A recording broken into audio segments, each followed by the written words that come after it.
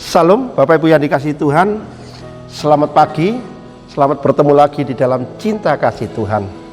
Pagi ini firman Tuhan akan berbicara mengenai jangan khawatir dan takut.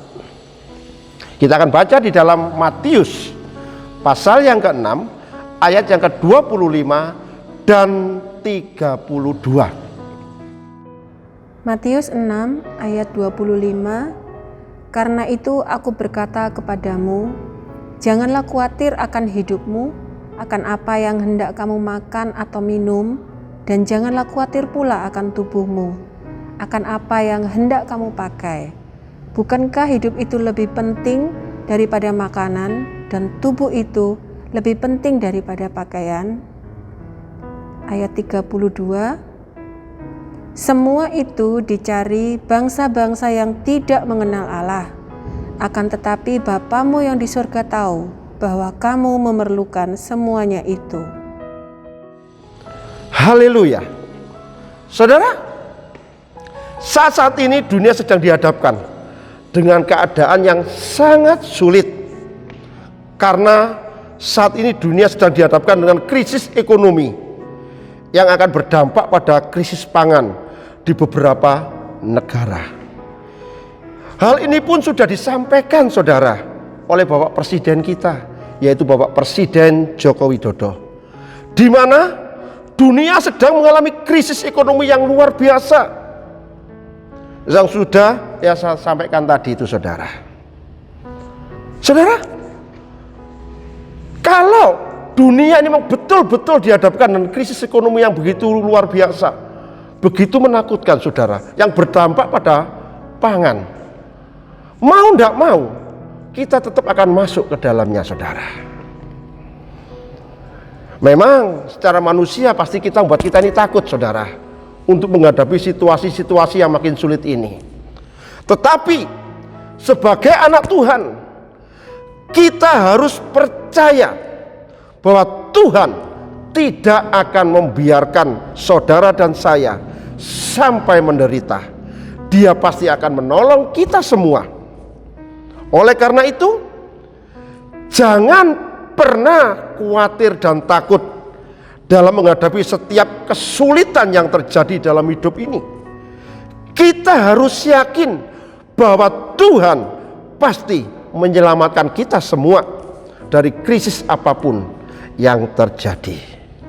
Ingat saudara, kalau kekhawatiran dan ketakutan menguasai hidup kita ini, biarlah firman Tuhan yang baru kita baca tadi dan kita dengar, yaitu di Matius 6, bisa menguatkan kita, ya, sehingga membuat diri kita ini tidak lagi khawatir dan takut. Saya percaya saudara, kalau kita selalu berharap kepada Tuhan, selalu setia kepada Tuhan, maka Tuhan pasti akan memberi kekuatan kepada kita untuk menghadapi setiap apapun yang terjadi dalam hidup ini. Saudara, saat ini banyak bangsa-bangsa yang mengalami kekhawatiran yang berlebihan. Tapi saya percaya kita semua warga negara Indonesia adalah orang-orang yang diberkati Tuhan. Bahkan Tuhan pasti melindungi Indonesia ini dari krisis yang terjadi saat ini. Saya ingatkan lagi saudara, kita harus bisa jadi contoh sebagai anak Tuhan, supaya selalu berdoa bagi orang-orang yang saat ini sedang mengalami kebingungan dan ketakutan yang membawa pada mereka pada kekhawatiran. Haleluya. Saya tekankan sekali lagi saudara, bila khawatir itu sedang melanda kita hidup ini, satu, percaya kepada Tuhan. Kedua, mencari kerajaan Allah dan kebenarannya. Kalau dua hal itu kita lakukan, saya percaya kekuatan baru akan ada dalam hidup kita. Karena Tuhan Yesus selalu menyediakan yang terbaik dalam hidup kita semua. Amin. Mari kita berdoa. Haleluya. Terima kasih Tuhan, firman-Mu menguatkan kepada kami supaya dalam hidup ini tidak takut dan khawatir. Kami percaya Tuhan tidak akan pernah meninggalkan kami.